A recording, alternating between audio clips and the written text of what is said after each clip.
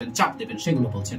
সাথে এখন এটা তো একেবারে খুবই শক্ত একটা জায়গা। আমি যে প্রেক্ষাপটটা বলেছি, একটা প্রেক্ষাপট তৈরি করে রাখা হচ্ছে। সবকিছু মিলে যতটা ভাব দেখাচ্ছে সরকার আমেরিকার সাথে সব ঠিকঠাক হয়ে গেছে, সেটা আসলে হয়নি। এটা খুব স্পষ্ট হয়ে উঠছে দিনে দিনে।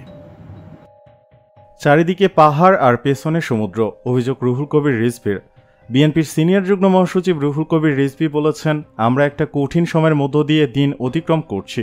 চারিদিকে শুধু সমুদ্র নয়, চারদিকে প্রতিবন্ধকতার পাহাড়। আমরা যেখানে দাঁড়িয়ে আছি সেখান থেকেই আমাদেরকে লড়াই চালিয়ে যেতে হবে, কারণ আমাদের পালিয়ে যাওয়ার কোনো জায়গা নেই। শনিবার রাজধানীর আসাদ গেইটে ফ্যামিলি ওয়ার্ল্ড কনভেনশন হলে ইফতার মাহফিল পূর্বক আলোচনা সভায় তিনি এসব কথা বলেন। রিজভী বলেন, আমরা এদেশে মানুষের আশা আকাঙ্ক্ষার কথা বলি।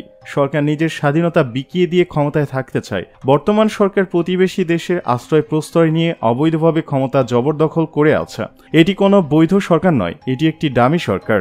নেতাকর্মীদের প্রতি আহ্বান জানিয়ে তিনি বলেন, চারিদিকে পাহাড় আর পেছনে সমুদ্র। আমাদের সেখানে দাঁড়িয়েই এদেশের স্বাধীনতা ভোটাধিকার নিশ্চিত করতে হবে।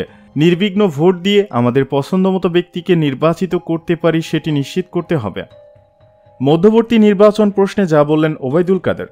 মধ্যবর্তী নির্বাচনে কোনো চিন্তা সরকারের আছে কিনা এমন প্রশ্নে সড়ক পরিবহন ও সেতুমন্ত্রী ওবায়দুল কাদের বলেছেন, সরকার এ ধরনের চিন্তাভাবনা কেন করবে। তিনি বলেন, এর কোনো যুক্তি নেই, বাস্তবতা নেই। নির্বাচন যখন হওয়ার তখন হবে সংবিধান অনুসারে। আমাদের সংবিধানে মধ্যবর্তী নির্বাচন বলতে কিছু নেই।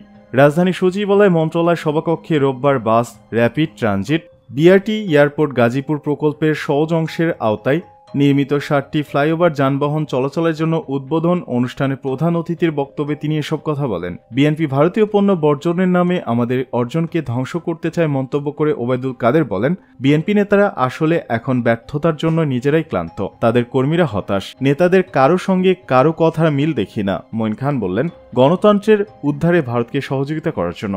আবার রিজভী তার চাদর ফেলে দিয়ে আগুনে পুড়িয়ে ভারত বিরোধিতা করছে। তারা আসলে বর্জনের নামে আমাদের অর্জনকে ধ্বংস করতে চায়। আর এটা কি সম্ভব? সেতুমন্ত্রী প্রশ্ন রেখে বলেন, বাংলাদেশ ও ভারতের যে অনাস্থার নিত্য প্রয়োজনীয় জিনিসপত্রের যে লেনদেন, যে আদান প্রদান হয়ে থাকে, তার মধ্যে এমন বর্জনের প্রস্তাব বাস্তবসম্মত কিনা।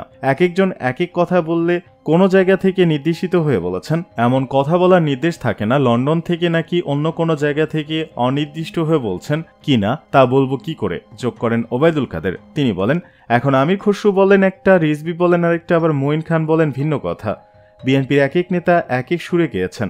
আমি এখন শুনতে চাইব বিএনপি মহাসচিব তিনি কি বলেন। দলের একজন মুখপাত্র আছেন, দলের মুখপাত্র হিসেবে মির্জা ফখরুল কি বলেন সেটা শুনতে চাইব।